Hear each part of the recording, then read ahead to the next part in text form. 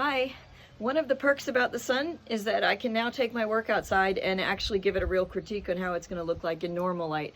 Because in the house I have light that's a different color temperature. So I'm going to do another self-critique here. You ready?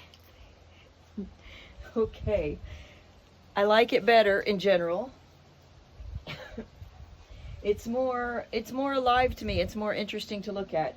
But now, I don't know if you can see in the details here, and also in here, I started off with this. Hopefully I'll post that video on my YouTube channel before I post this one, but maybe not.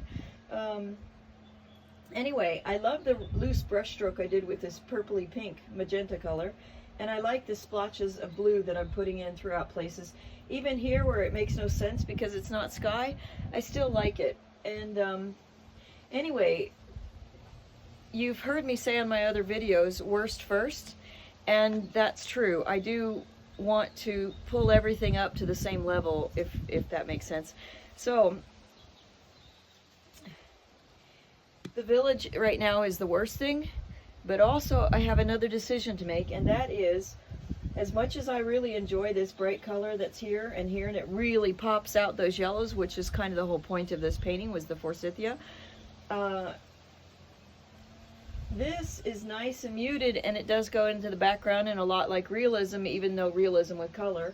I still think my choices are, at this point, because it looks like from here down is one painting in one style, which I've done before. You've seen that on other videos when I was painting Castelvecchio.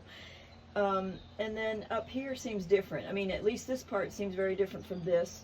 But maybe not so, because I kind of use the same style, size of brush, so that was another problem. I need to change my brush size more often.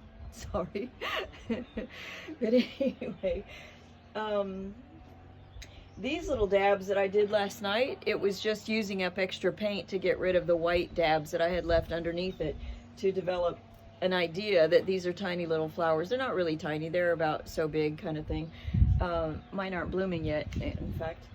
Still winter here. So anyhow, my choice, I think, is to either tone down these colors, meaning lose the intensity of them, which is going again backwards toward the realism. So I'm not really sure I want to do that. But the other option is to pull this stuff forward.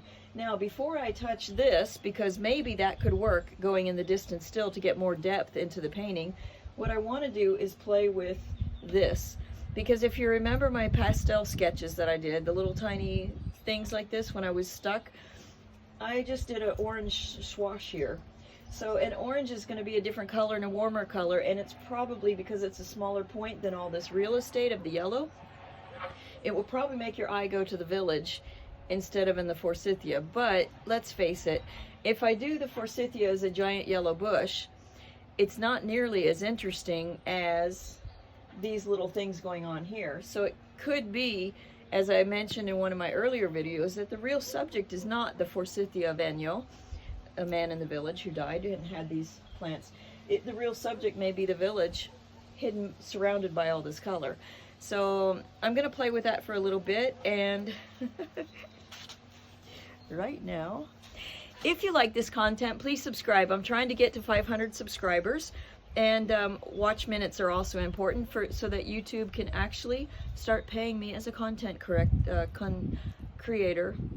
I'll have to get my words right. I'm starting to lose my English abilities. Okay, ciao ciao for now. And I'm gonna keep, no, you know what? Here's what I'm gonna do. Today it's sunny, so today I have the privilege of working on my marble sculpture. Can you see my swan? You can't see me, he's upside down right now, but that's a swan. It's a vertical piece, really. But anyway, so there you have it.